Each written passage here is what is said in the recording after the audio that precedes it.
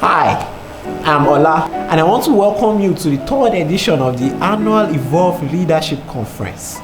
This year's edition is tagged Strategic Leadership. This conference was born out of the need to equip and develop leaders to address today's challenges as well as future ones. Today on this conference, we'll be having 4 thought-provoking and thought-inducing discussions on crucial areas and topics that relate to our daily lives and borders on strategic leadership. I therefore implore you to listen as we cherry-pick knowledge, wisdom, and insights from our 4 guest speakers today. You are welcome.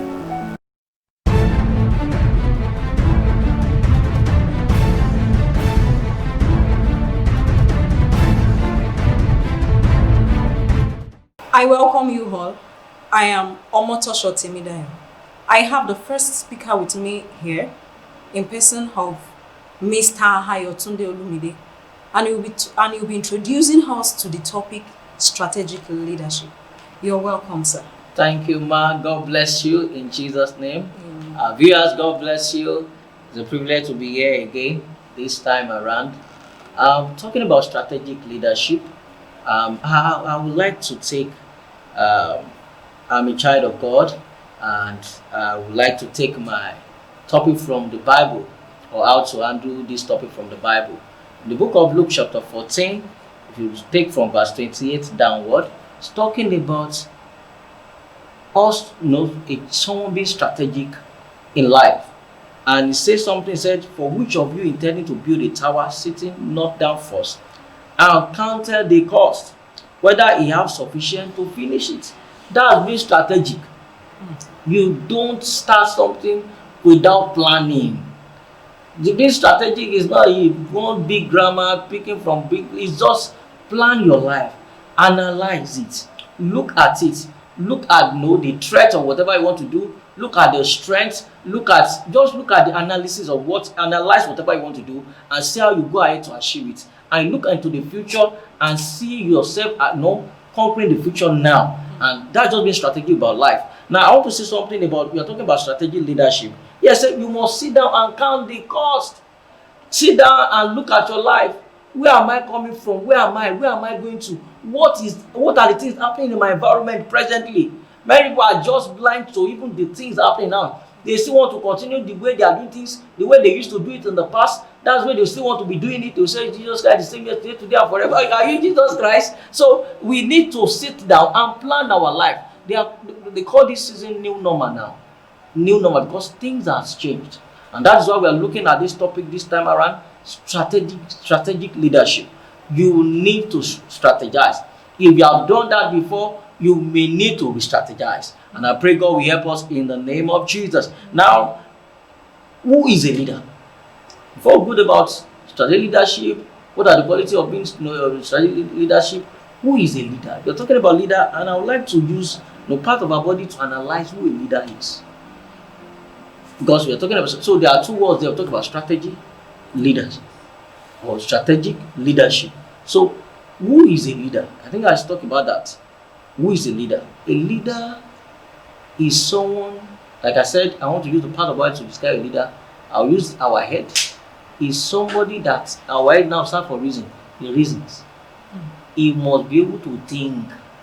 When others are going this direction, you are thinking before you take anything. You think, you reason well. And a leader, his eyes must be able to see ahead. That's the vision. You picture the future. A leader must picture the future. And in future you never picture, don't think it will ever appear there. If you don't see yourself tomorrow, that business you are starting, if you don't see that business succeeding, and like someone said, a vision is not real vision if you are not being scared. Even though while you are scared, you are excited. There's some you are scared, you are excited. So if something that is within your limit is still not a vision, it's something that you must strive to get. You strive to get. So sight, or our eyes represent who a leader is. He must be able to see ahead. And I'll talk about our ears. A leader must have a listening ear. If you say you're a leader, you listen, you hear what you consult. You go to know what are they doing? How can I amend this? When you're talking about vision is not just about you alone. Oh, I have seen it the way it's being received. No, there must be a time whereby people can check it and say what you are doing. Look at Moses now in the Bible. Moses was the one that's speaking to all of them. He will address everybody at the same time. He will talk to them. When his father-in-law came, Jethro, he said, "You will kill yourself. This thing you are doing." Everything was reduced to a thing. Because that man he knew what it means to be a leader. He said, you must divide. So a leader had a listener immediately because he was a good leader. That was a good leader. He listened to me and he re-strategized. And that's talking about talking about strategic leadership. He re-strategized so that he would not weary himself with what he was doing. And so your side is important. A leader is talking about he must be able to reason. A leader must be able to have a listening ear. A leader knows must work. He must be able to smell things when things are going wrong. The smell, no, something is smelling here. Let's look at this area. Let's look at this direction. So that's, I'm sorry, I'm talking more about who a leader is because many times we don't know who a leader is. Somebody who does not know his right hand from his left hand say, I'm a leader here. And leader is not just about the position. It's about the life. Do we get it now? It's just about the life. And so I've talked about our heads. I've talked about our eyes. A leader also, your hands must keep working. As a leader, you lead by examples. You don't say people to go and do something and you are not taking the lead. So we want to talk about leader, so if you yourself are made, you can make others. So I don't just want to talk about these are qualities of being strategic. Do you know whether you're a leader before talking to you have to be a strategic leader? Do you get what I'm talking about now? So your hands must be able to be able to lead by example, lead your followers by example. And other things about leaders, your two legs must work. That's why you run with the vision. You don't say, oh, I'm a leader, and you are sleeping. You're always ahead. Like somebody say, a leader is somebody who has been somewhere, you have been there. You are not coming to take others to that place. Do you get it? You have been there. That's okay, I will lead you there. Your heart is enlarged. A leader must have a large heart. All kind of things will come. And so a leader must be able to foresee and be able to have a heart to contain everybody and to be able to lead people aright. Now, when we're talking about being a strategic, strategic has to do with work plan. It has to do with game plan. It has to do with, being analytic. You don't just do things because you want to do it, but you analyze it. You look at the strength of that thing. You look at the area where the things can have some weaknesses. You look at the long-term achievement of that thing. What we are going to achieve will it stand the test of time? A leader does not just a strategic leader don't just start things. He started by being he can foresee and see how the thing is going to end and say, okay, let's go, let's pursue this thing. Now there are qualities of strategic leader. There are things that make a leader strategic. And one of the qualities that make a leader to be strategic is that a leader must be articulate. You can't say you are a leader and you can't make yourself clear. People don't understand where you are going. The strategic leader must be able to communicate with clarity. People will be able to understand from your statement, they can deduce where you are going. Even in your home, you must be a strategic leader as a family man. Let your wife must know where you are going. Your children must know where you are going. In your speech, they must be able to understand you. A strategic leader must learn how to delegate. Do you get now? He must know how to delegate. You don't do everything yourself.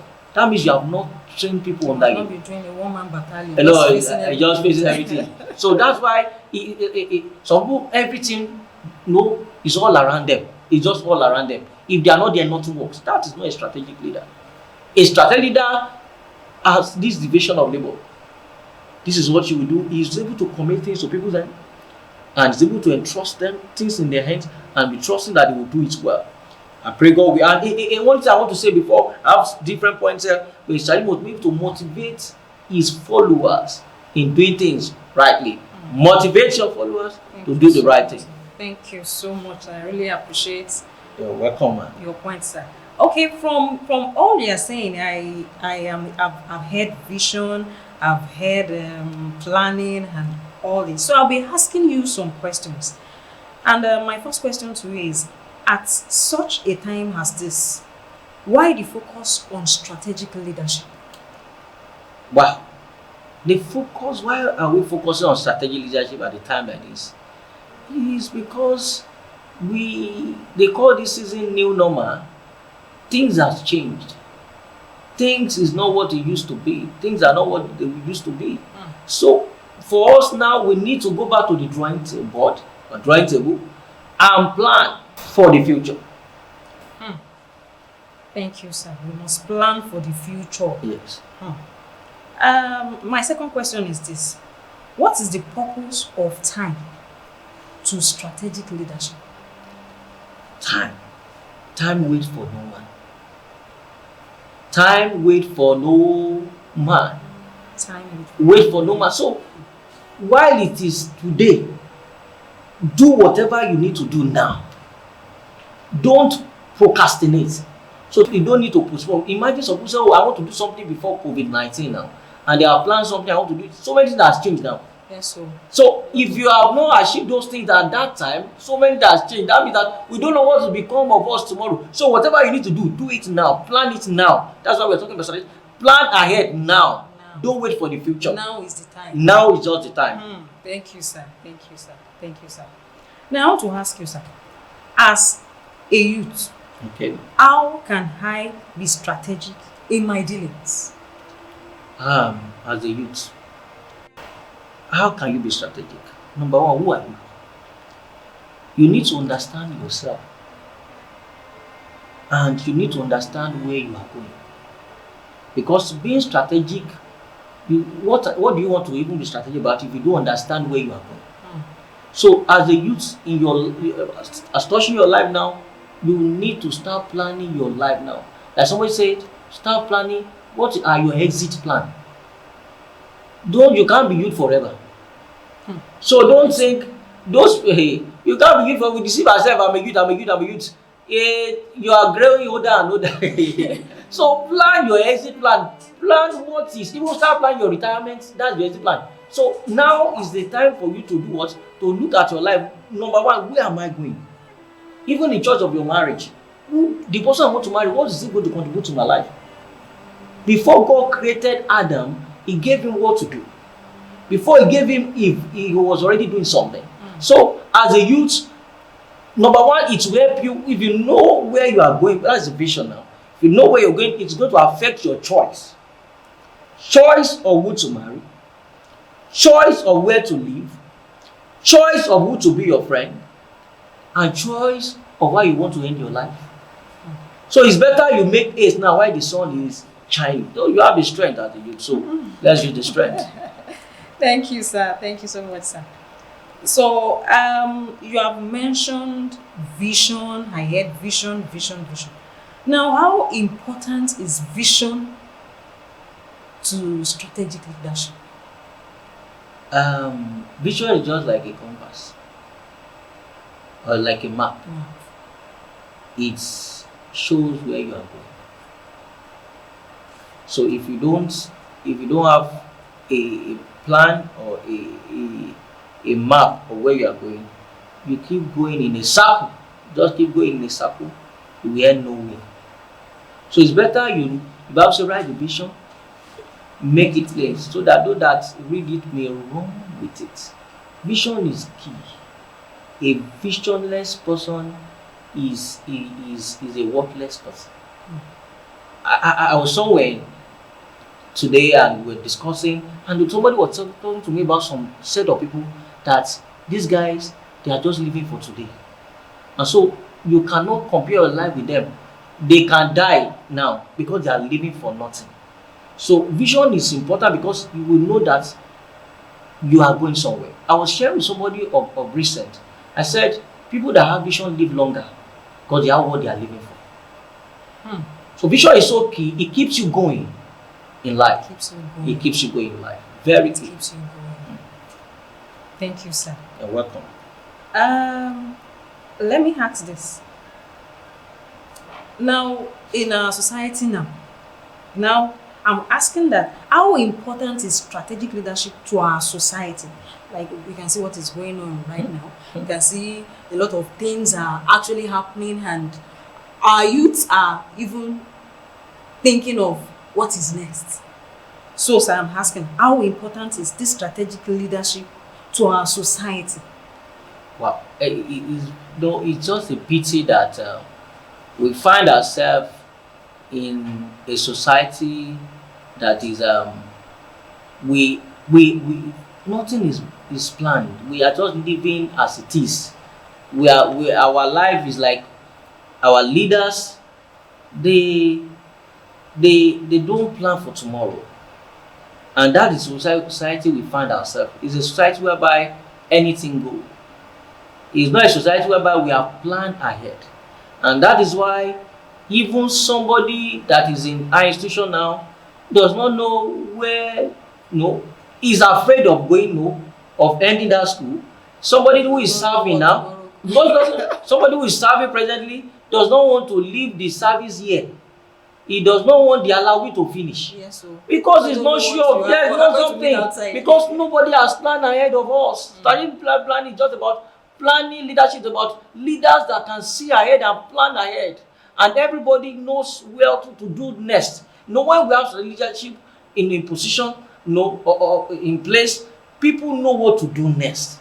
You are not going to think about, what am I going to do with my certificate?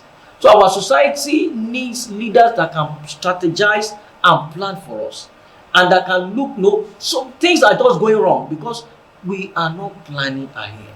We are not planning. Let me just say this aside. I watched a video by CNN. It was Obama that talked about something coming. He said the Americans should plan ahead. Their health facility. They should plan. He said the time is coming. They are going to have some health challenges. Some viruses will come to place. He said it could be 5 years time. It could be 10 years time. He said it's not only America. Everywhere in the world, strengthen your health sector. That is a man of vision. That is a man that is being strategic. That is a man that can look at time and plan ahead. So if we have such leaders in place, society will be sweet. We will have a wonderful society. Even in the church of God, you can plan ahead for the church and say, this is what we should go and be in the next place, in the next phase of this church. Even your business, you can put this well to where I want to be in the next phase of this business. Everyone will live a fulfilled life if you can have a society well planned. Thank you, sir. So you're saying we should not only rely on leaders, we should become leaders too. You are a leader. You are a leader. Everybody is a leader in his own capacity. You are leading your life. You are the driver behind the vehicle of your life. Many times we just say leader. You yourself, how are you planning your life? We blame everything on our leaders. We blame, why am I in Africa? Why am I in this? Why am I born to this family? Since you came to this world, what are you? Where are you driving yourself? You know that now. Many people they look at other people's life. They are comparing themselves. They are copycats. They copy and paste. So many people are photocopy of other people's life. But you need to sit down. What am I created to do? What's the essence of my life? And so you're a leader on your own. And you start by leading yourself. Where are you leading yourself? Or where are you leading your life? You are created for a purpose, so your life must not be a waste. So sit down and discover this purpose. Why God created you. So you are a leader. So you must, and like they say, a family is the microcosm of the macrocosm. That is the smaller part of the larger part. So if something is wrong with the family, something is wrong with the whole nation. So let's make ourselves right. We can now right the wrong in the nation. Thank you so much, sir. Thank you so much. Let me ask this. As a potential leader now, how can I develop or bet visions? Wow, what a good question. How can you bet or develop vision? you are just taking me back to where I started from. Is someone say when the purpose of the thing is not known, abuse is inevitable. That you are saying, how can I have a purpose? Number one thing you need to know is you are created for a purpose. But how can you know? Number one thing, look at what are your areas of passion. Very clear. You look at your passion in life. You look at what surrounds you. What are the problems you love, you want resolved around you? What are the things that when you see, you just want it, you want the best of this, you want this thing to be resolved, you want to get result from this thing. And from people around you, what are the things that surround you that you need to contribute, that you know that your contribution can really add value to it. So vision can be birthed from your passion. That's why I see people starting something because of passion, or there are challenges somewhere and you want a solution. Do you get it now? There are challenges in some medication sector. You feel like I can provide a solution, and from there it's okay. What kind of solution do I have to provide? Is it a solution that was going to stand the test of time? Now, if I'm providing solution, you consult well. How I want to come up with this thing so that everybody will do it in this way, and it's going to be the best way of doing it, and we'll be happy at the end of the day. And so vision is bad from your passion, from seeing some challenges around, and you want it to be resolved, and also who are the people that surround you, and some things that just pointed to your life that you felt that this is the way you should go, this is the way just to go, and or what are things that get you excited. If you see those things and you always want it, you're excited that things are done in this direction. And so some of these things, bad vision. Bad vision in life, and so many other things that we don't even have enough time to talk about here. So many things with bad vision in a man's life. Thank you so much, sir. Thank you so much. Let me ask this question, sir. So, with all you have said, what are the benefits of implementing strategic leadership? Like now, what will it benefit me? Okay. Thank you. Before I talk about that, just in adding to batting your vision, I'm trying to, but I believe, like I said, I introduced myself earlier on as a child of God. So, God speaks to you. God speaks to you and tell you, this is why I created. So if you're a child of God, we have the Spirit of God, but also we have the mind of Christ. So God can impress in your mind what to do. And what do we stand to gain when we have strategic leaders? When leadership is in place, we will all live a fulfilled life. We'll be fulfilled, and whatever we have started, we can be so sure it's going to stand the test of time. Because a strategic leader or strategic leadership has to do with, you look at situations, you try to look at it, and you're able to see into the future and look at your environment. What are the threats to that thing? What are the challenges that can come up later, and you plan on how to overcome those challenges. You don't just start it. Just like the scripture I started with, that man must sit down, count the cost, so that at the end of the day, people will not be saying, you started, you did not finish. So in strategic leadership, you will be success. It's just what you'll be talking about is success. It's success because you have planned well. You are not just doing things because you just want to do it. You are doing it out of multitude of counsel. You are doing it after you have consulted. You are doing it in order for you to resolve some issues around you that you believe this will never come up again, and everybody will be happy at the end of the day for it. So it's very important we have strategic leadership in place, so that number one, we will not live a frustrated life, and so that we can be happy at the end of it all. The Lord will help us in the name of Jesus. Amen. So planning is very, very important in becoming a leader.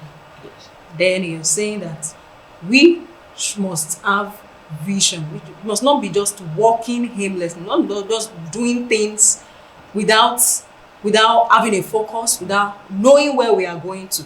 And you said that leaders, they must be able to think, they must be able to see, they must be able to smell. That's serious. Their legs must be walking. That's serious. Yes. Thank you so much, sir. I still have one more question for you. Okay. And I want to say, am I too young or too old to become a leader? Wow. Like this. Yeah, there's a saying now that you are not too young to run. You are not too young to be a leader. Leadership has nothing, as far as I'm concerned, to do with age. In the Bible, we see people leading that from age 7 or thereabouts, 8 years old. A king in the Bible. So you are not too young. Let nobody despise their youth. That's what the Bible says. Let no man despise their youth. You are not too young to be a leader. There is not about age. There are so many people that are old, but they are still childish in their action. Do you get it now? So it's not about age. It's about the level, your level of understanding. Your level at age 12, Jesus was already sitting at the temple, asking questions from doctors, asking questions and listening to them.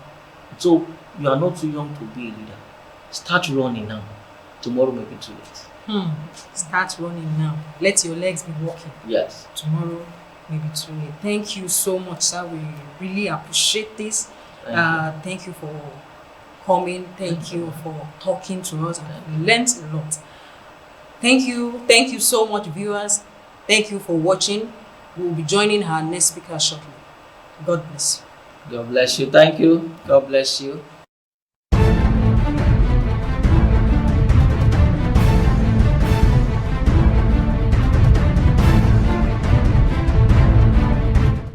Hello, everyone. I have the next speaker with me here in person of Pastor Laolu Abioye. You are welcome, sir. Thank you very much. And he will be speaking to us on career and capacity development. Sir, once again, you're welcome. Thank you, Sister Dayo. Over to you now. I want to hear from you, sir. Okay. I want to thank the organizer of this program. I thank God for using them to reach out to their generation and for making lasting impact that people will forever live to remember. So we're talking about career and capacity development, in this conference of a strategic leadership. I want us to know that God gives the ability for humans to take responsibility. God gives ability for the humans to take responsibility. And I'll look at a passage of the Bible because I believe that the scripture is the foundation of everything. Whatever we want to know resides, in the scripture. The ability to tap it out is what every human should trust God for. I'm reading Daniel chapter 1 from verse 3 to 8. And the king spake unto Aspenath, the master of eunuchs, that he should bring certain of the children of Israel, and of the king's seed, and of the princes, children in whom was no blemish, but well favored and skillful in all wisdom, and cunning in knowledge, and understanding science, and such as had ability in them to stand in the king's palace, and whom they might teach the learning and the tongue of the Chaldeans. And the king appointed them a daily provision of the king's meat, and of the wine which he drank, so nourishing them 3 years, that at the end of they might thereof stand before the king. Now, among these were of the children of Judah, Daniel, Ananiah, Micheal, and Azariah, unto whom the princes of the eunuch give names, for he gave unto Daniel the name Belteshazzar, and to Ananiah of Shadrach, and to Micheal of Meshach, and to Azariah of Abednego. But Daniel purposed in his heart that he would not defile himself with the portion of the king's meat, nor with the wine which he drank. Therefore he requested of the prince of the eunuch that he might not defile himself. We're talking about career and capacity. This was an instance that happened when some young men were moved from their nation, were taken as slaves. And the king needed to enroll them in his royal service. But he gave his aides, an instruction that they should go scout among the prisoners. Despite he was ready to teach them what the job he wanted them to do, the things he wanted them to carry out, he still told his aides that they should go and choose people that has some certain qualities. That tells that despite there is a career to pursue, there are some capacity development that are still expected of the person. He said people who are cunning. He said those of them, who has the ability, to understand science, knowledge. Because what differentiates, the wise from the fool is the ability to carry out something with precision. The ability to carry it out, with precision. And that's why I said that God gives the ability for the sons of men to take responsibility. You see, many a times, purposes are being frustrated. Who we choose to become, which is our career, are being frustrated, by not knowing how to become it. By not knowing how to become it.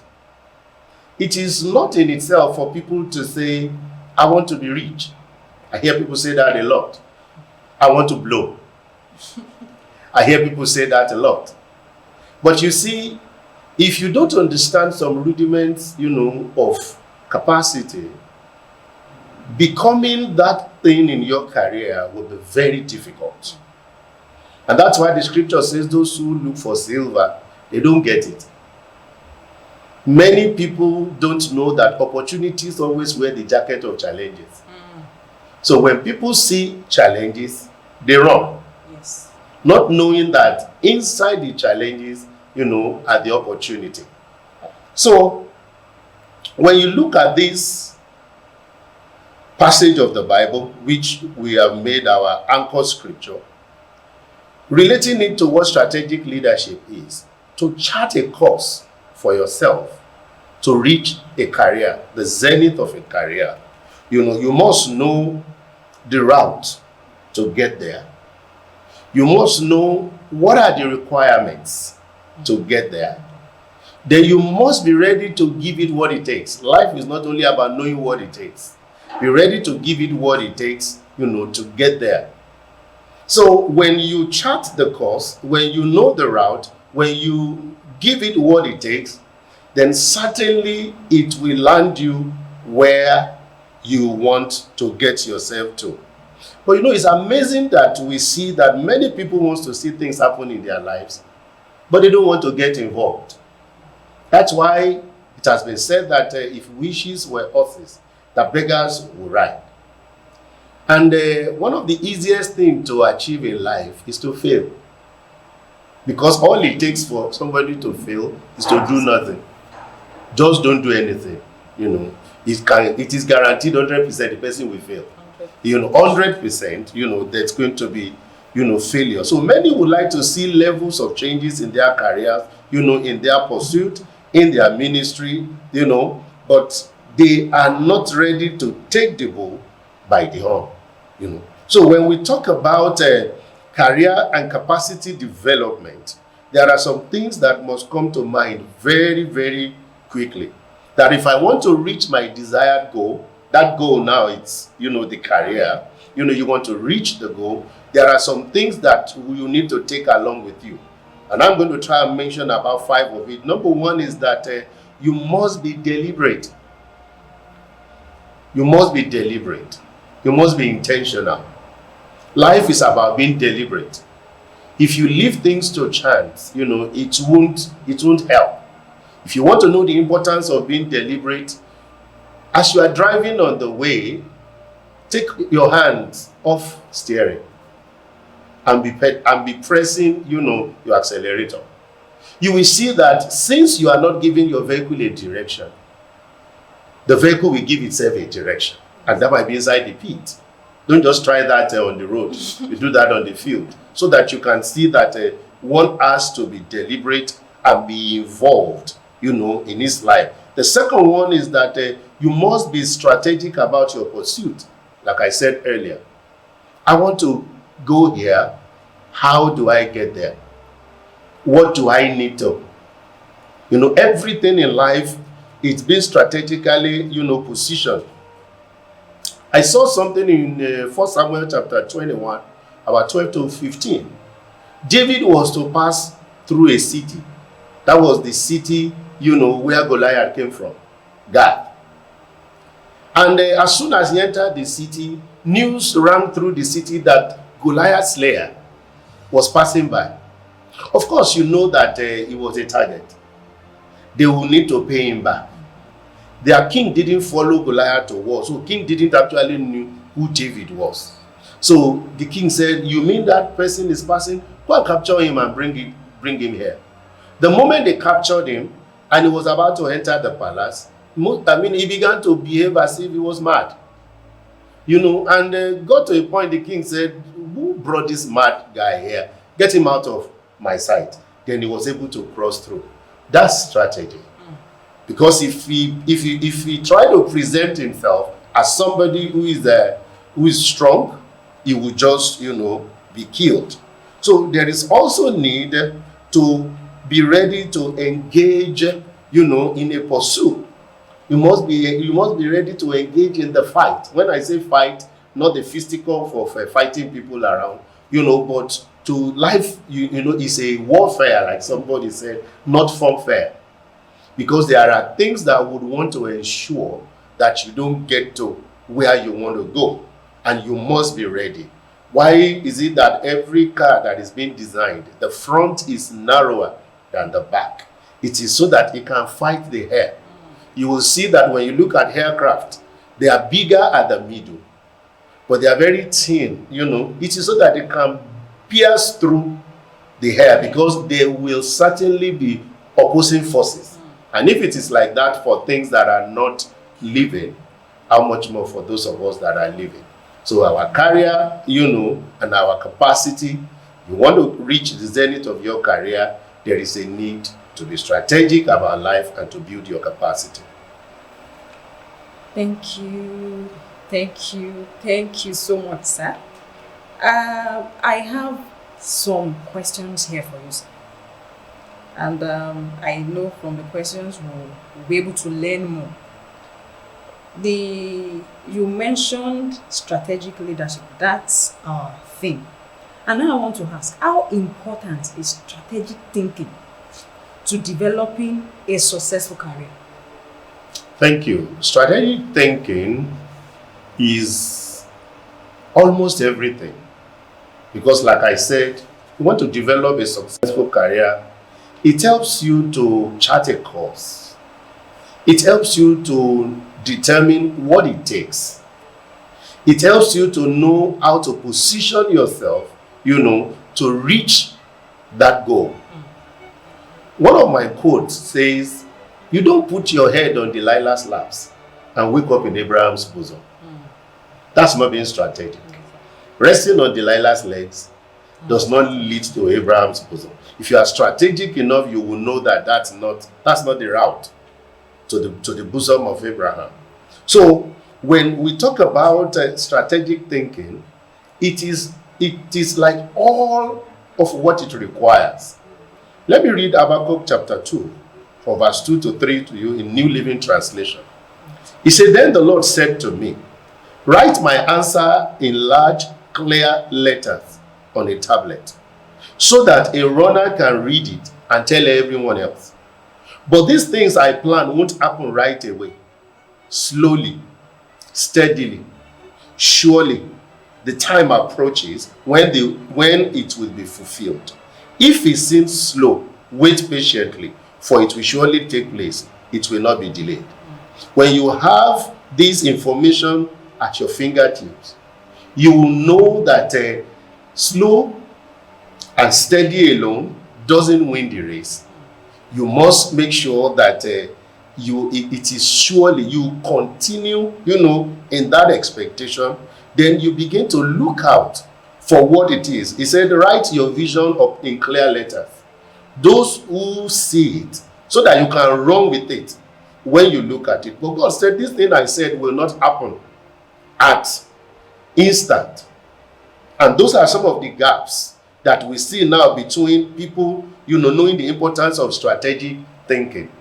Do you know that a year one medical student, if you feel sick and someone says, see a doctor, and you go and see a year one medical student, the moment you hear is a year one student, you will take to your heels. Because that is danger, a disaster that is waiting to happen. Yes. But give that same person about 6 years, you queue to meet that same person. Something has changed. Yes, His level of knowledge has shifted. yes. And that is very, very, important in life. So if I put myself in that shoe, I cut my teeth in engineering. I learned mechanical engineering. When I look at it vis-a-vis my career path now, it's a bit of variance. A number of people wonder when I say I learned engineering. Some people said, oh, we thought you read, the English, some humanities and whatever. I said, no. But along the line, I caught a vision that God wanted me in the ministry. So as I was growing in engineering, I was cutting my teeth along in the ministry. So a time came, I had to move aside. And I, took a time to study peace studies and conflict resolution.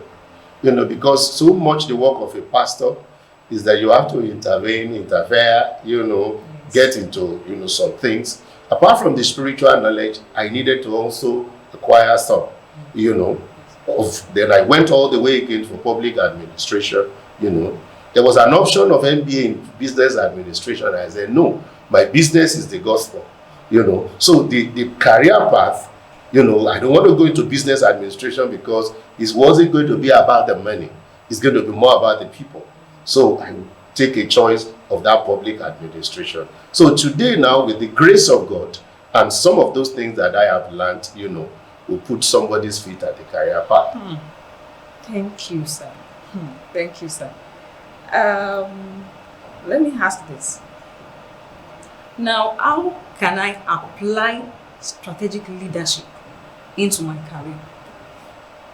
Thank you. Applying strategic leadership into career is first and foremost that you know that at whatever level you are in your career, you are a leader. Because when they talk about leadership, some people think we're talking about some other people. Why? Because they look at themselves, they are not probably the CEO, they are not, the CEO or the whatever.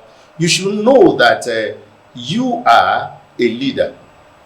If you are not fully one, at least a leader in the making. And one of the greatest errors of life is to want to learn how to do something when you get there. You want to learn how to do something when you get there. There was this joke. Someone entered into a plane and he saw a book, How to Fly a Plane. So the moment he saw that, he just went and shut, the door. And he started applying the principle. You want to fly a plane, seat, belt, press this, press that, then you put it on the wrong way, then you press this, and he was doing it, and the plane was answering. And he put it on the wrong way, and by the time he exhausted the book, he saw that check volume 2 for how to land a plane. So he had already put the plane, in the air, not knowing that that book does not contain how to land a plane. And ask anybody, landing a plane is far more a job than taking it off. you know. So, I mean, that tells you, thank God it's a joke anyway, because it's hanging there, you know, in the sky. So how do I apply it into my career? Ask yourself 5 salient questions. What is my purpose? That purpose, what is the career? And you can note that by what do you have flair for? What are the things that you are very passionate about? There are some things that if you do it over and over, you are never tired doing them. You are never tired, you know, you will see that your strength, you know, is in that line. Number 2, where do I want to reach with it? It will interest you to know that not everybody aim high. I was speaking to a church some time ago, and I said that one needs to be careful when you say, point your hand at me and wish me what you wish yourself. Because some people don't actually wish themselves to go far. Their own is just that, God, just give me one small this, small that. So if you're pointing at me and you are wishing me that, you are cursing. You are not actually praying for me. So ask God to grant for me what I wish, you know, for myself. So you must try to know where will it take me to. Number 3, then you now sit down and point out, how will I get there? How will I get there? You want to choose a career in engineering, you know, biology is not going to be it. But you need the elementary of it, because you can learn something. That's why you see that, like I keep referring to vehicle, because I have passion for automobiles.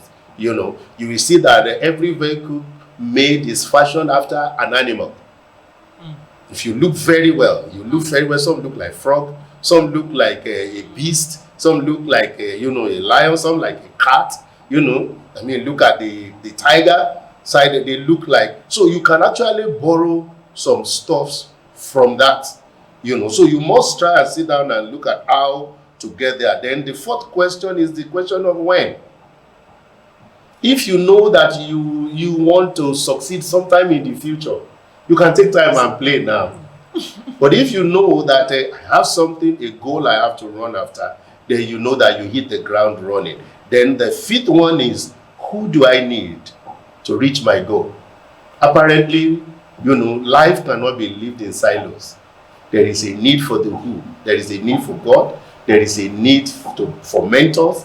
There is a need of relationship, you know, that would help you to get to where you are going. When you know all that, you know, you will apply that principle of strategic living, you know, into your career, and you'll be able to get there. Wow. Thank you, sir. Thank you so much, sir. Another question is this. Like we have heard earlier, strategic leadership involves building useful connection. You said it as your last point. Yeah. How important is this to my career? You know, I know that there are some people you still meet, and they will still spoil all you have been thinking, all you have been planning. I just pray we don't meet wrong people. People. How is strategic leadership how important is it to my career? Thank you. Building useful connections to the success of your career, Yes. you know, it's very important. It's very important because there is a law called the law of immutability. Law of immutability simply means that who you look at, you look like. What you look at, you look like. Have you noticed at times that you see couples that look alike? People wonder how come. It's the law of immutability. They keep looking at each other, you know, then they keep looking like each other. That's why the Bible says that by 2 immutable things, it is impossible for God to tell a lie. In another word, when you keep looking at God, you'll be able to do what God can do. So when we talk about building relationship, you need to put that law at the back of your mind. Who you follow in life determines what follows you. When you look at the Bible, God blessed Abraham because he called Abraham. But God blessed Lot because Lot followed Abraham. God did not call Lot. But Lot was blessed because he followed Abraham. So it was because he followed Abraham, that was why the blessings of the Lord rested, on lot. So you must know that connections are very, very key. There are people you will meet, in life that will determine where you will be the rest of your life. That's why you need to know how to manage, connections very well. And it has to do with connection with those who have gone ahead of you, your leaders, connection with your peers, connection with those who are following you, and especially also connection that you call a marriage connection.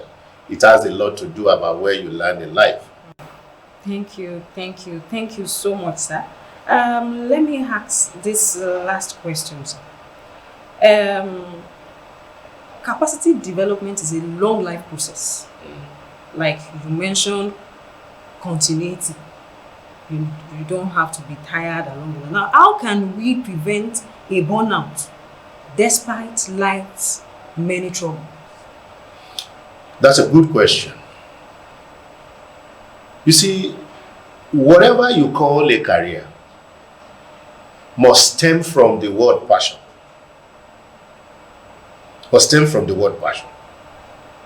And that's why you look at temperaments also can help in locating career and passion. For example, somebody who is expressional and extrovert, you ask him to sit at the bank and sit at the counter desk, or sit in a room just interfacing with money or interfacing with machines. You bore the person to death. So to prevent burnout, I give you some point. Number one is that do what you enjoy and enjoy what you do. Do what you enjoy and enjoy what you do. A number of times, no matter how tired some of us are as preachers, the moment we hold microphone, an energy comes, from the Lord. You can go another stretch of hours. You have the passion to see people laugh, people smile, that people's problems are solved. So you must do what you enjoy or enjoy what you are doing, because that gives you that impetus. It gives you the strength, to continue. The number two is that have some personal motivating factors. Learn how to always encourage yourself. It's not every time people will encourage you. Encourage yourself. Set goals for yourself and say, no, I refuse to be tired. There are times I speak to myself and I call myself by name. I will just say, Olaoluwa, you can't fail. Olaoluwa, there is still a goal ahead of you. You can't rest now. You can't be tired now. You address yourself, so that you don't, give a word for burnout. Then, number three, that you update knowledge at all costs. Because when you are outdated, you can easily enter into burnout. Because everything is evolving, and the name of this conference is Evolve. You need to update, evolve in your learning every now and then. Then number four is that you must create fun around your life. If you are so boring, you'll be bored doing what you're doing. You must create fun around your life. It's still part of enjoying what you are doing. Be somebody who can communicate, life, peace. Create fun around your life. Don't be, so, will I call it, you are so, the way you look, you are unnecessarily too serious about. There are times, some people's marriages, you see that it fails because there is no fun there. You can't sit down with your wife and laugh, with your children and laugh, Gone are the days when the father drives into the compound. Every child, they go and hide, and you see that the after effect of it is that they don't have communication. So there is a gap between the father and the children. So when I joke, with my wife, I bring that into my marriage, to every area of my life. When I joke with my children, oh, daddy, they'll say, oh, you have done something well. I can say, chop knuckle, and then somebody will wonder, oh, you're chopping knuckle with your child. Who should I do that with? If not, so the child will see you as somebody I can, relate with. Then, of course, you don't want to burn out. You must lean on the Holy Spirit. because those who wait upon the Lord, they renew their strength. They mount up with wings as eagle, they run and they will never be weary. Thank you so much, sir. Thank you so much, sir. So what do you have to tell us finally before we leave this? Now, when we talk about, our career and building our capacity, another area I see that is very, very key is to learn how to manage people. How to manage people. You see, people are so instrumental to either your success or failure. A young man asked an older minister, "Sir, what are the keys to success?" And one of the keys the man mentioned is the people. What are the things that can cause failure? Another one is also the people. So how do you manage them is what determines whether they give you success, or they make you to fail. So people are very important, in life. When you look at the scripture, you will see that somebody like Saul had people problem. Because each time he was talking, you will hear him say, the people. Someone said, "Why did you do it?" He said, the people. What will the people say? What will the people say? So you must learn how to handle, the people. And that's one very salient area I wanted anyone who wants to build a career, they need to know. And how do you manage that? Number one is that you must acknowledge that you need the people to reach wherever you are going. God is going to bless you, my sister, but He's not likely going to come down. He's going to send the people to reach out to you, with blessing. Number two is that you must differentiate the people from God. One of my quotes says, if you don't know where to place men, you will miss God. In your life, you must know where to place men. You must know who men are. Men are not your creator. Men are not the one who has, directed you into this, but their factor is very important to where you are going. Then, maybe I mentioned one or two more, is that you must learn how to handle critics and criticism. Learn how to handle praisers and praises. I see that those two extremes, it hinders people from reaching the top of their career. You must learn how to handle criticism. When you are being criticized, you must pick what is germane out of the criticism, but don't hate the critics. But the one I see people can handle well is the praisers. Everyone loves to be praised. Yes, I want to tell you, you should look at who you are. What can I do without you? People like that. Be careful so that you don't lose your head, even when you are involved, with somebody praising you. So I believe that that's a very, very good area. Learn how to serve the people. Learn how to love them genuinely. But it's like love all and trust none. It can help you to the zenith of your career. Wow. Thank you so much, sir. I have learned a lot. We give praise. We give praise to God. We will be going from here to our next speaker. Our next speaker will be coming in. God bless.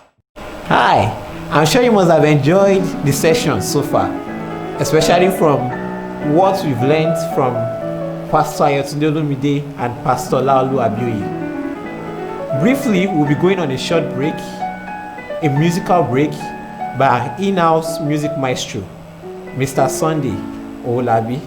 Enjoy.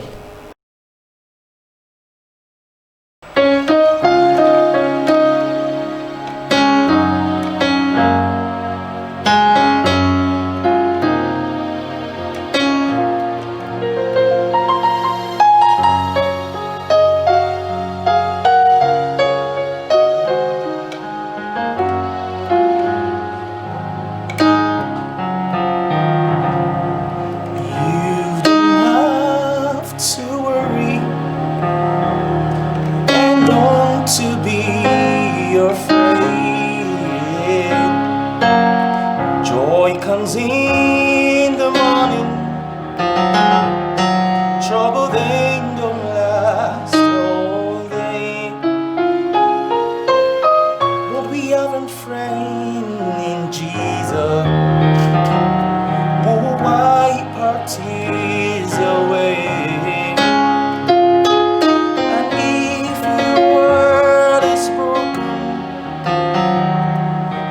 lift your hands and say, oh, I know that I can make it. I know that I can stand. No matter what may come my way, my life is in your hand. With Jesus you can make it.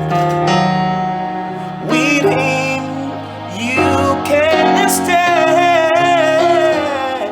No matter what may come your way, my life is in his hand. No matter what may come my way, my life is in his hand. No matter what may come my way, my life is in his hand.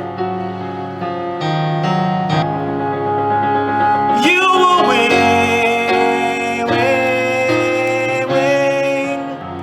You will win, win, win. You will win, win. You will win, win, win. You will win, win, win. You will win, win, win. Doesn't matter what comes your way. You will win. Ooh. You will win, win, win. You will win, win, win. You will win, win, win. Thank you so much, Mr. Sunday, for that soulful ministration. Up next is our next two speakers. First, we'll be having Mr. Oluwafemi Oyetunde, and after which, we'll have Mr. Micheal Adeleye. They will be discussing about business and tech, respectively. Enjoy.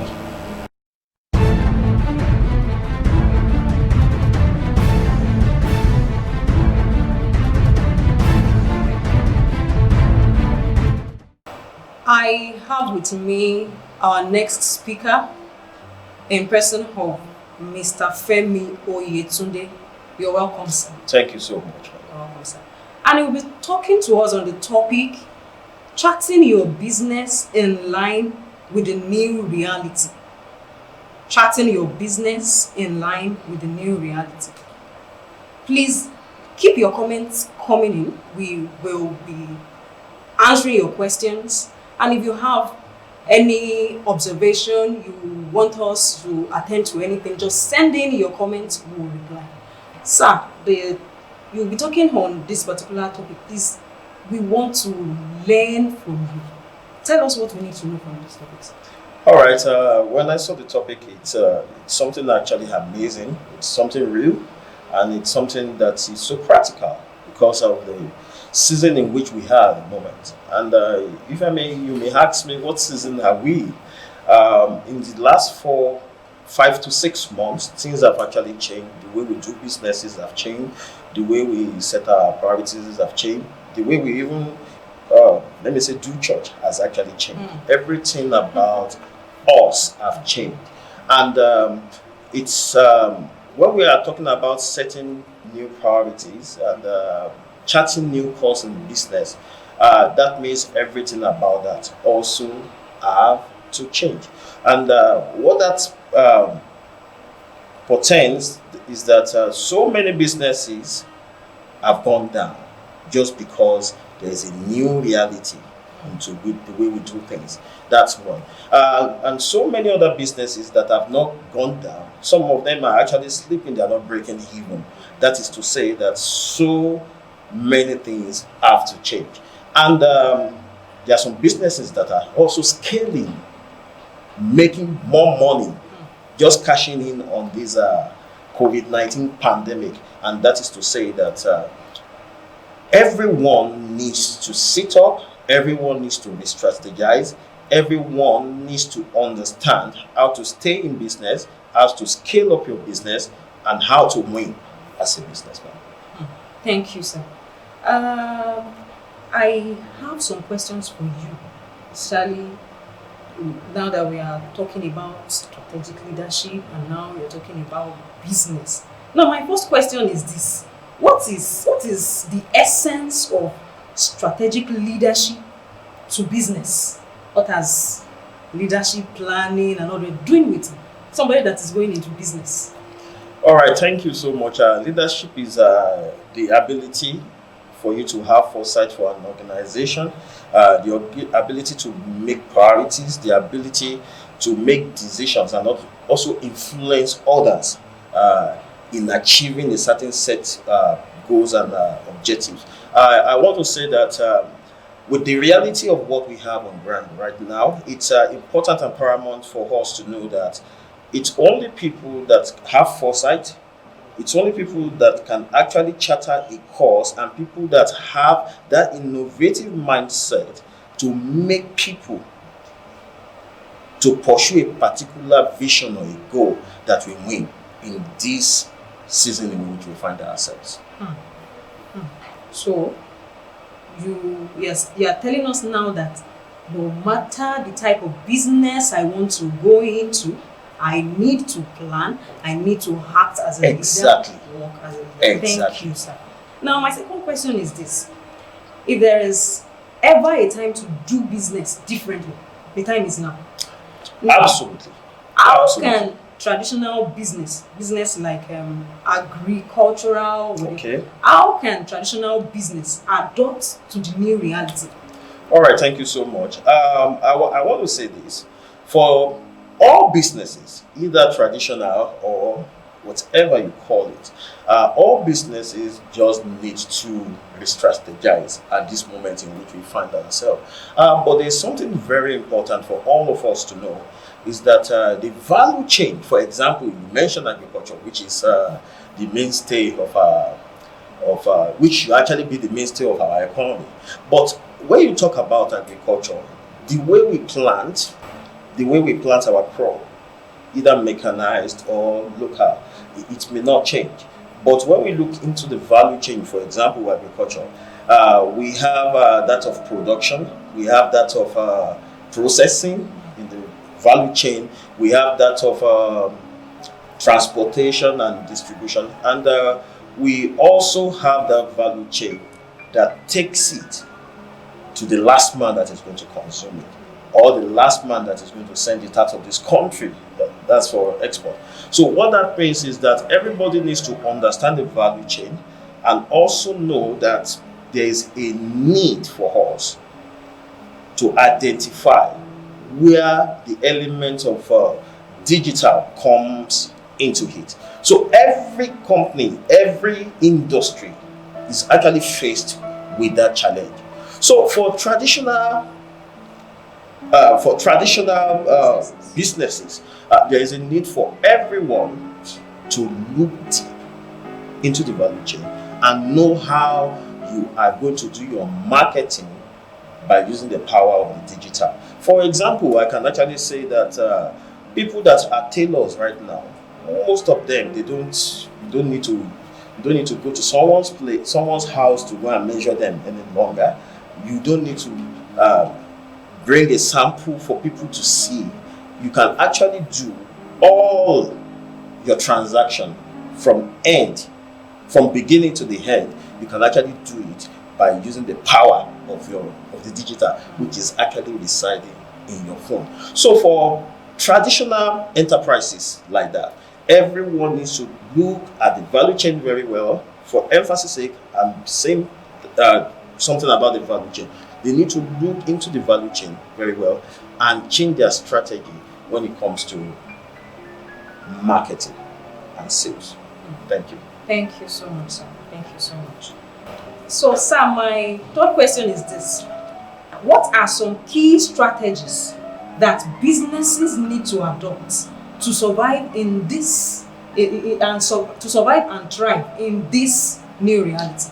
All right, thank you so much. I like that question you asked me. You mentioned survivor and thriving, survivor and how to thrive. Yes. So many businesses right now, they are actually in survivor mode. So let us take it one by one. Surviving actually requires you to go back to your business plan. Look at it critically. Try as much as possible to look at your business model too. And try as much as possible to take out anything that can amount to waste. You have to take that out. You also have to, as you are looking at your business plan, you look at the factors of production, you look at what can you optimize in order for you to stay afloat. Because the truth of the matter is that for so many enterprises, they may not have that revenue coming in as it used to be before. And so for so many businesses that actually depend on foreign exchange too, they may not have that luxury of liquid cash to buy foreign exchange. So everyone needs to re-strategize, cut down waste, and when you do that, you can actually be on on a survivor mode. You also talk about thriving. When you are able to survive at this moment, one thing is very key. That is what? Thriving. How do I move from the level in which I am right now to another level? One of the few things I want to say is that you need to find opportunities. That's true. You need to find opportunities. And one thing is very, very key. There are so many opportunities in this country. There are so many things that we can actually cash on. And it cuts across every industry. There are so many things that we need to look at if only we can innovate. So for businesses to thrive, we need to also innovate. Innovate the way we do things, innovate the way we take things to the market, also innovate how we also talk to the consumers. And I want to say this, any business that we survive and we thrive after this COVID-19 era, it's going to be a business that has actually upskilled its staff. Training is very, very key. Upskill your staff such that you can actually have a staff that will be able to do digital work for you, that will be thinking digital, and will also help you to explore into new areas of businesses. So survivor and thriving actually is sitting down on the bedrock of you looking into your business plan and the strategies. Thank you, sir. So we should not sit in the past. We should move as exactly everything is moving now. And we should innovate. Thank you so much, sir. Thank you. I still have more questions for you. My number 4 question to you is: business scaling is a major challenge of Nigeria entrepreneurs. How can entrepreneurs scale through their business in this new reality? Especially those small businesses. How are they going to scale through now that things are somehow? All right, thank you so much for that question. Everyone that goes into business is always thinking about scaling. And there is one important thing that we need to really put to mind here. Scaling requires funding. Before you can think about scaling a business, that means the business must have survived, must have pushed the business to a certain break-even point. So after that, you scale. So so many people will say, oh, I want to scale my business, but I don't have funding. I want to say that there are so many platforms for funding, provided that we try to do the research very well. There are so many platforms for funding, which I'm going to talk about later. There are so many platforms for funding. There are so many other platforms in which if you want to scale your business, you can actually pitch your idea and you get funded. And it actually exists here in Nigeria, only that when you don't have information, everything looks monstrous to one. So scaling a business in this area, you need funding. There's no two way about it. And scaling your business also requires you to a little bit invest in technology.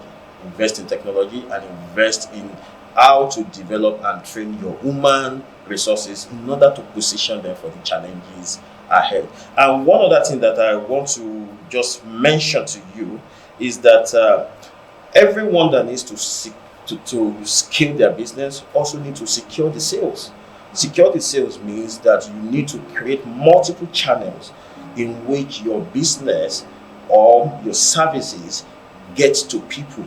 And when you create this channel, that means you have to increase your visibility, you have to increase your tenacity in marketing, and you also just have to create new avenues of how you are going to take your business and your product and your services to the people. So that are the key things everybody needs to do in order to scale. Don't forget, there must always be demand for there to be a supply.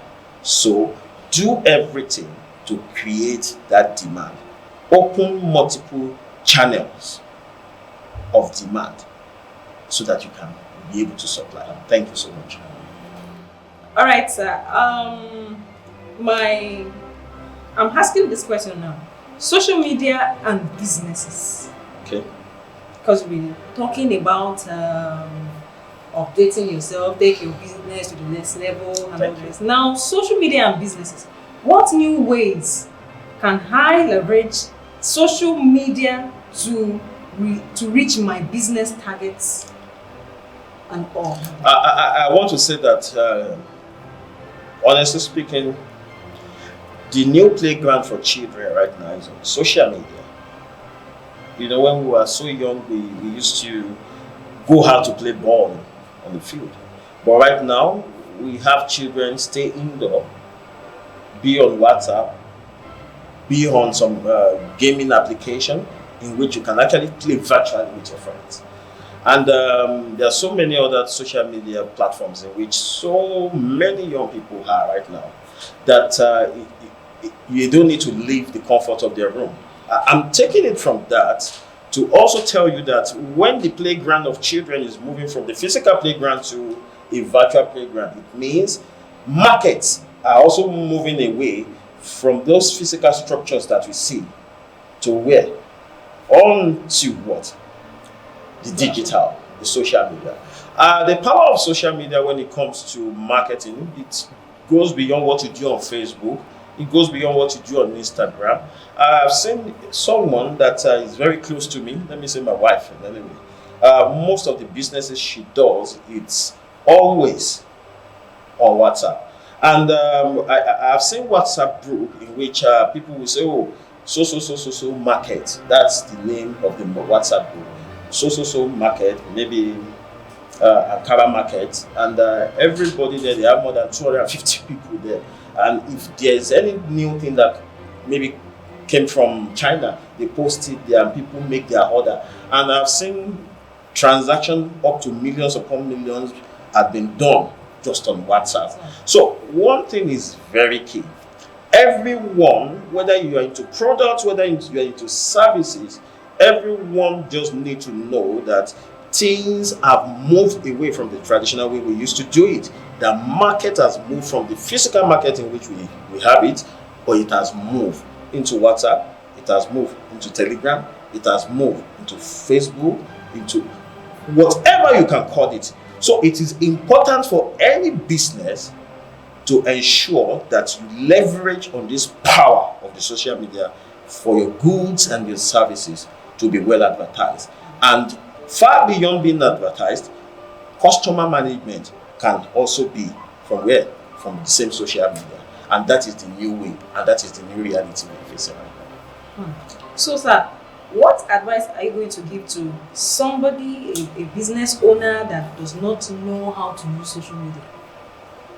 Because we have some people like that. They don't know how to use social media and they are business owners. Now everybody wants to buy online, everybody wants slippers, these, you want to buy, ladies want to use makeup, you see, you just go on Instagram, you see a lot. So now we have some people before this time, their businesses were doing very well. Now, a lot of people are doing the same thing they are doing. Yes. And they are not too good with social media. What advice will you give to them? Honestly speaking, every businesses needs to upskill, like I said. Upskilling means that if it is a 3-day, 4-day, 5-day program to upskill your people on social media, digital media skill, digital marketing skill, you just need to do that. But if you do not have a staff that can actually do that, you need, even if it is one digital media specialist, maybe a young boy somewhere that can help you put a strategy and pursue it to ensure that what your goods and your services is well marketed and the customers are also well managed. I want to say this, that it's very important for every business owner right now to always start thinking digital. If you are too old or too busy to start thinking digital, please hire someone that can help you to think digital all the time. Okay. So our old mommies, like our mommies now, that they don't know how to even, you tell them to open WhatsApp, they don't know how to open. So they should employ somebody that will help them out. Thank you so much, sir. Thank you. Let me ask this. Funding is an evergreen challenge for every startup. What funding platforms can Nigerian youths take advantage of, and where can information about funding be sourced? All right, I want to say thank you so much. Ignorance can be a disease at times. So I'm going to advise any startups or anybody going into business at this moment you just need to do the business right. You need to do your business right. You have to get your business registered. You have to get everything you are doing documented. And you need a company's account. I know everybody actually does that. But try as much as possible to put processes in place, so that even if you have somebody who is coming to fund that wonderful idea that you have, they already see that you are doing your business transparently. You are accountable. So that when you want to pitch for funding or you want to request for funding, definitely people can actually have the confidence in that organization, in that small startup, that they are actually doing a legit business and they are accountable. In Nigeria, there are several organizations that are actually supporting small-scale enterprise. So, for example, there are several billions of naira that is actually voted for such in Bank of Industry. I've actually seen some few people that they are into photography, they are into manufacturing, they are into some small-scale medium enterprise that maybe what they had at a point in time, what they started their businesses with is about 10 million, but they got more than 150 million funding from Bank of Industry. People usually think Bank of Industry is just like the other commercial banks. No, it's not. It's nothing stops you from checking their website to get to know what do they really need. You can even walk up to their office to also go and ask questions. You know, when you ask questions, they won't cheat you for asking questions. They can only answer you, and I know sure that they will always answer you. There is always a UWIN. There is billions of naira voted for UWIN. UWIN is a federal government initiative for young entrepreneurs too. That around me, I don't hear people talk about it, but it's a big deal out there. And I also have some people that know about UWIN, and so many people have actually have their businesses funded by what? UWIN. This is government money. It's taxpayers' money, and they are giving it out at a low interest rate to people, and they are getting the best out of it. And there is also a Lagos State Entrepreneurs Trust Fund. They have several, it is in billions that they have as fund that people are not even taking advantage of it, just because these informations they are not with the people. And there is also a Tony Elumelu Foundation. Tony Elumelu Foundation that is been supporting businesses across Africa. And I know so many people, I know few people around, not so many, but few people around that have actually benefited from Tony Elumelu Foundation. But what actually matters is that no matter good idea that you have, no matter wonderful idea you have, no matter how the business is, do your business well, let it be transparent, be accountable, and show a proof that that business can actually scale. They will always support you. Thank you so much, sir. I still want to pick out some things. Now, like somebody telling me that it is only businesses that can talk of millions that these organizations will help. Now, what of people, let me just come to the level of a fashion designer that is just coming up. She needs like 500,000 to buy some simple machines that will make her because like somebody telling me that there is a particular funding organization she went to, and they said if our annual intake or something, if it is not up to 5 million, they cannot help her. Now, you talked of Bank of Industry. They are also like that. So what will you tell people? We have a lot of young graduates that they are just starting. What advice will you give to them? If they can't go to Bank of Industry, they can't go to Access Bank, Women Empower this, they can. So what advice will you give to them? Where can they turn to? Who can they turn to? Do we have organizations that will help small businesses like that? The reason why they are threshold before those organizations can help you is because they want to see whether you have been successful. Nobody wants to put money where there's no success, and nobody wants to support a failure.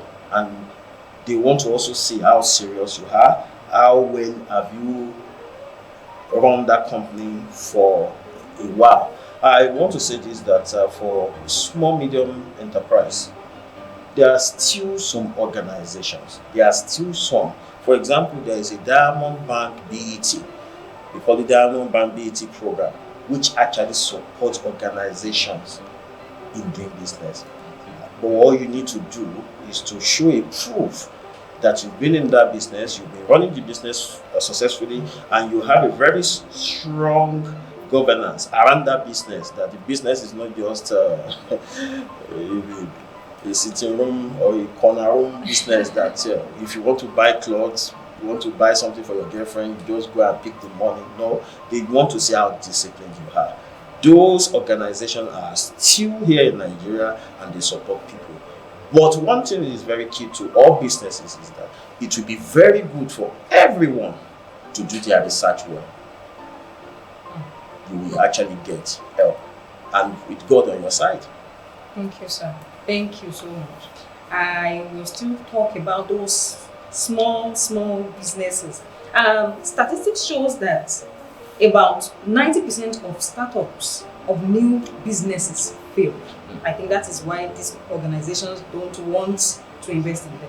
So in your opinion, what is responsible for this failure, especially in Nigeria? All right, thank you so much. So many businesses, so many startups have actually started and they've gone to where they came from. I want to say that, fine, you can say that the climate, the business climate in Nigeria is a little bit easy, very easy, and you find it difficult to do business correctly here in Nigeria. Very difficult. But despite how difficult it is, some people still scale up. So for businesses to scale up, even in the midst of all these uncertainties, in the midst of lack of infrastructure, in the midst of so many issues around doing business well in Nigeria. When I say doing business well, you don't have to bribe, but I'm not saying that people still pay. You still give bribe, but it's not good as a Christian. But the reason why so many startups fail, you quoted 90%. I said, well, it's more than 90%. They failed because so many people actually they did not do their research well. They did not do their research well. They did not get the strategies well. Even with some that got the research well, they didn't get the strategy well. Some, their business model is faulty. Their business model is faulty. I want to say this, that for anyone that wants to have a startup in this country, it would be very good that you need to consult even someone to help you research, someone to help you develop a business model that you have to follow, and someone you also have to help you. If you don't have that skill of managing a business, nothing stops you from hiring someone that can help you manage the business. So many businesses fail because of lack of research, like I said, faulty business model, and poor management. Poor management. There's a need in which you have to separate your business from you yourself. Thank you. I should separate my business from myself. Yourself, your personal needs. I understand. Thank you so much, sir. Thank you so much, sir. So, sir, do you have anything you still want to tell our people about this particular topic? I want to say thank you so much for that. Businesses are to create value in exchange for what? For cash. Create value in exchange for cash. Before we start business, we need to find out, am I really creating value? The value I'm creating, is it really needed where I'm creating it? Am I not joining the bandwagons? Doing the same thing all over and all over. So everyone that is going to start a business must understand the law of demand and supply. This business, is it really needed? This product, is it really needed? This service, is it really needed? So, if it is not needed, why should I? Will there be a demand for it? So why should I create it? And at what point will I say, I have gone beyond survival mode? That has to be well defined. At what point will I say that I am now breaking even? It has to be well defined before you go into any business. And everyone that is going to create a business must separate themselves from the business. It's an entity. And everybody must also know that integrity actually counts a whole lot when we are setting up businesses. That is what investor looks for, and that is why they buy into a business. Thank you so much. Thank you so much. Thank you for attending to all these questions. Sincerely, you have answered a lot of questions coming from our mind, and I believe that everyone, you've learnt one thing or the other from this particular discussion. Thank you. We'll be joining our next speaker in a few minutes. Thank you so much for coming. Thank you so much. I appreciate it.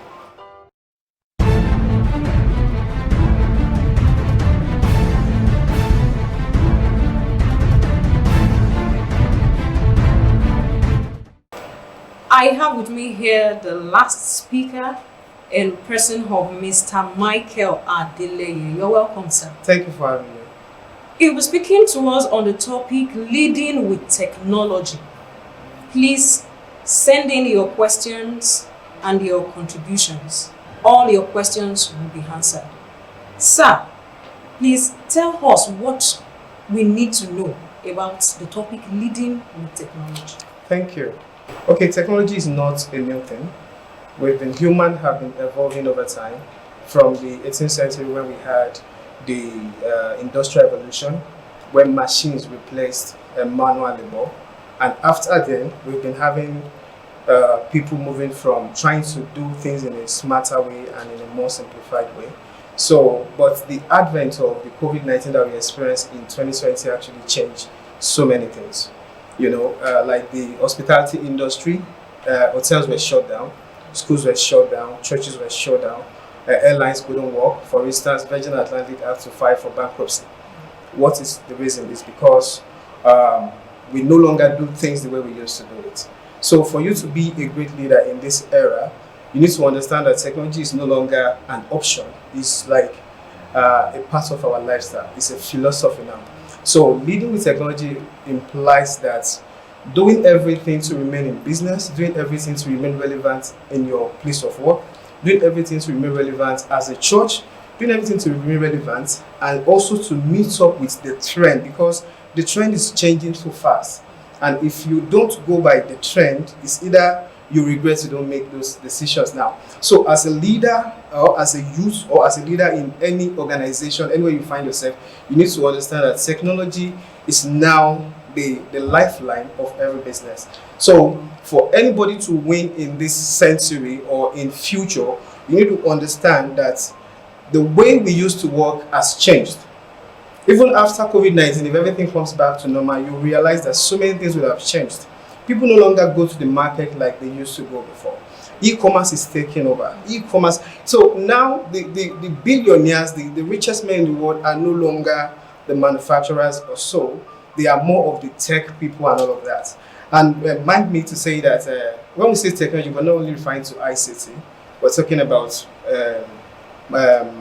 robotics engineering. We're talking about automobile industry. We're talking about health industry and all of that. So technology is the base for everybody to thrive in today, and we need to understand that that is the way to go. Thank you. Thank you so much, sir. Okay. Thank you, sir. I have some questions here for you. Okay. My first question is this: where is the meeting point between strategic leadership and technology? Thank you. When we say meeting point, we mean equilibrium, where leadership meets technology. Yeah. Unfortunately, technology is no longer, because when we say a meeting point, we're meaning that the point where you have to rest on technology to thrive. In today's world, technology is in all stages of strategic leadership, from planning, from strategic planning, from vision and mission to action. Technology moves around. So technology is in your planning. If you are into school management, for instance, now the enrollment and all of that, you need technology. The planning of everything, and even the action, which is teaching and all of that, in technology. So the meeting points have shifted. It's no longer when we say, okay, we can still work without technology. The fact remains that at every stages of strategic planning, strategic execution and all of that, you need technology to work, because technology has changed our lifestyles. And the advent of the 5G, for instance, now is making so many things come to play. Our used to be text message will change. You get my point? We're going to have more of advanced messaging system, which is likely going to compete with the WhatsApp. So if you don't understand how technology affects you as a leader, how it affects your business, or how it affects whatever you are leading, obviously you get to realize that competition will come along the line and take you off the business, which is not good for anybody. It's no longer the big companies anymore. It's no longer, oh, this company is big, so it can't die. What matters most now is that you have to be smart. You have to understand that in every stages of your business as a leader, you need technology. You need to thrive with technology, and you need to understand that this thing is changing, and it's changing really fast. Thank you, sir. Thank you. Thank you, sir. Another question is this: is technology the new oil boom? Thank you. Should I, by all means, be in tech? Okay, I'll say this to you. For me, technology is not an oil boom, but I'll say technology is a new oil, because you will see that Alibaba and AliExpress, which used to be, before now you go to Dubai to buy your clothes and all of that, things are changing. Now you can buy from China and it gets to you in few days. We are going into electric cars. We are going into autonomous cars. So technology is a new oil. Technology is healthy. Technology is environment friendly, and technology is bigger than oil. So for Nigerians, because if we say oil boom, we are referring to a country like Nigeria where we are, we rely largely on, exportation of crude oils and all of that, which is understandable. And the good thing is that even if governments are not doing so much, people are beginning to understand that technology is the future, and the future is now. So it's bigger than oil. It's bigger than today. I saw in news and I realized that the eBay owner is $400 billion worth. So that is huge. So it's the new oil for Africa, for Nigeria, but it's a oil that have been, people have been taking advantage of in other parts of the country, in the Western countries. We are a bit behind, but it doesn't mean we can catch up with time. Thank you, sir. Thank you, sir. Now let me ask you personally, how have you executed a vision with the aid of technology? Okay, thank you. I've executed a lot of visions with technology. A couple of years ago, I saw the need for CV writing, basically. And I was looking at the best way, because, when people finish from university, they just get a template and change their names, and, they don't really, it's not yours. So what I did was I created a website where you can just input your information and it generates a CV for you, and you download it in PDF format, But I shut the business down because I discovered that LinkedIn was, thriving. People no longer need your CV to hire you. If your LinkedIn profile is optimized, you can get a job. So, however, right now I'm into digital marketing and all of that, and I've helped series of companies using technology to get customers, because they tell you that we just want our brand to be known. That's what they think digital marketing is all about. But I told them, I used to tell them that you can use digital marketing to drive sales.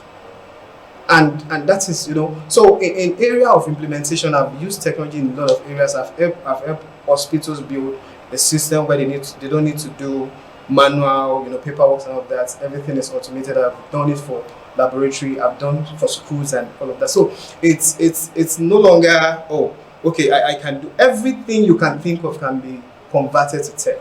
So personally, I've used it in several times, and I think this is the best time for anybody who is serious to take advantage of that. Wow, that's great. Now let me ask this: what are some key tech info that African youths must equip themselves with in order to be at the forefront?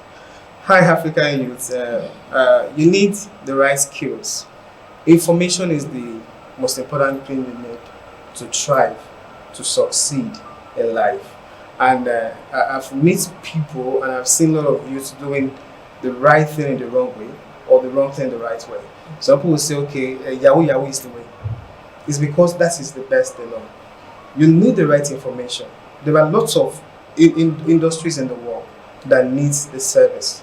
So leveraging on technology to grow, you need to have the right information. Then you need to learn how to outsource. If I have a business in clothing, I don't know much about digital marketing and how to sell online, I can get somebody to sell for me. If your key competency, your key strength is not about selling, then you should focus on your key competencies and get people to do the job for you. But you need the right skills. You need the right education. I'm not talking about university education. I'm not talking about technical education, because university education of Nigerian university education is not where it should be. We are still using the curriculum of so many years ago, which is not helping the system. But if you really want to learn, for me, it was a self-taught. I taught myself almost everything I learned. Then when I realized I knew what I was doing, what I did was I started getting certifications. just to prove that I'm competent in what I'm doing. So you can consider the automobile industry, where we have the autonomous car. There are a lot of courses on autonomous cars on Alison. You need that information. You need probably like cloud computing, artificial intelligence, which is what is thriving right now. There are lots of them. So the right information that you need is what you should focus on. Because if you're saying like tools, resources, or whatever, it's a function of which area you have interest. Hospitality, like hotels now that need a place where you can do booking. B&B is competing with our hotel industry in Nigeria right now. People now see that I can rent a 3-bedroom apartment for 20,000 per day and have the whole apartment to myself instead of going to an hotel. So now hotels need to change their pattern so that they can get it. So it's the opportunity. What determines what you go for or what you aspire is a function of what you have in mind. What do you want to achieve? Every leadership that is strategic must have a goal. So your function is, how do I achieve my goal? A leadership as an individual, leading yourself or leading people. So whichever area you find yourself, the most important thing is having the right information, the right education, and taking advantage of it. Thank you. Thank you, sir. Thank you, sir. Thank you so much. Thank you. Let me ask this. What advice do you have for people looking to transition from non-tech career to tech career? Start now. Because if you don't start now, you will probably regret why you didn't start now. This is the next best time to start. You know, the first question you ask yourself is, if I'm where I'm working right now, is my job going to be there in the next 10 years when AI has taken over the industry? I was a salesperson in bank before, and I was doing fine. But one day I told myself, I just need to move. Yeah, it was a stupid decision then, but I'm happy I did. So if you work in any place that your job can easily be replaced by tech, start now. So if you want to start as a newcomer into the tech industry, look for your area of interest. If you're interested in programming, for instance, then you need to start learning probably how to write programming languages, how to work with Django, how to work with Python, how to work with C++ and all of that.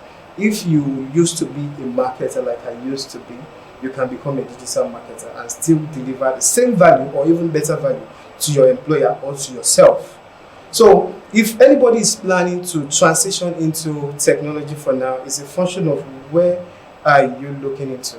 In the next 10, 20 years, most cars will be driving themselves. There is risk of car hijack by hackers. So any company that is going into autonomous driving or what have you would also need service of security experts. So you need to understand that the market is so big and the market is so wide. If you're a photographer, for instance, now the future, AI is getting to a point where it's going to edit picture by itself. It's getting to a point now where you just need a robot to take pictures in an event. For video producers, people now believe that with my smartphones I can do a lot of things, and that's what is happening. So the space is changing, but if you add tech to whatever you're doing, you realize that you can actually achieve lots. So if you're planning to start, I think my best advice is for you to start now. When you start now, you can begin to understand, but you must have a focus. Where are you going? And don't play around the bush. Just keep focused. Start now. Yeah, start now. And be focused. All right. Now this is another question, sir. Leveraging on strategic thinking. How can African youths become the barrier in the access to tech? Okay. Strategic thinking has 3 branches. Acumen, which is the idea stage. Allocation, which is how you manage your resources. And action, which is implementation. I won't say Africa is limited in any way, because education is becoming even cheaper than it used to be. You can learn web design online. You can learn photography online. You can learn programming online. You can learn Android development online. You can learn anything online. However, because of the nature of Africa and Nigeria, so to speak, we have limited resources in areas, not in areas of manpower, but in areas of probably equipment and all of that. Get to know what you need to start with. Your ability to understand your need. This is where I'm going. This is my destination. I'm working with the limited resources you have. I can remember when I started, I was working then and I was earning 30,000 naira. That was 2002, and I bought my first computer. And that was my leverage, because the education we need now is no longer desktop publishing. It's no longer how this basic this thing. It's far away from that. But what resources do you have? How can you manage this resources? People get something wrong that is about having the big capital and all of that. But now we see that even companies, Virgin Atlantic is number 2 in UK. And Virgin Atlantic filed for insolvent. And what do we see about that? It's no longer the resources that you have. It's your ability to manage those resources that matters. So, African youth need to understand that you can start in any way as long as you have your goal in your heart. Manage your resources, and the most important one is implementation, not procrastination. Implement with whatever you have and go online to get information. There is Allison, there is LinkedIn Learning, there are lots of them with great impact. So you don't have any excuse anymore. Thank you. Thank you, sir. Thank you so much. Thank you so much. Is there an age limit to pursuing a career in technology? Except if I don't know, I'm still young, but I know that the older you go, the weaker human memory. So except you have a memory problem where you can grasp or assimilate anything, there's no age limit. As a matter of fact, you don't have to be everywhere. And the sweetest thing is the more you practice, the more you know. Okay? And if I can be a self-taught, and I've grown myself to this point, that I build solutions to companies, that I do digital marketing that generates results. That generates results in weeks. So if I can do all of that by training myself, I don't think there's age limit. As a matter of fact, my intention is to move into AI, because that is the new oil, like we said. That is the new future. The fear we have is that this AI thing is going to get to a point where robots are becoming more intelligent than man. However, that is where we should go. So there's no age limit to technology learning. Thank you, sir. You're welcome. Thank you, sir. What key issues in our society today can technology sufficiently address? Every problems. Every problems. The industries are so much. The industries are so much. Health sector need your service. Hospitality need your service. Banking, financial sector services need your service. Religious organization need your service. So there is it's practical in every problem that we have. Something is coming up, is already in the market now. They call it Internet of Things. When you can use one button to operate everything in your house.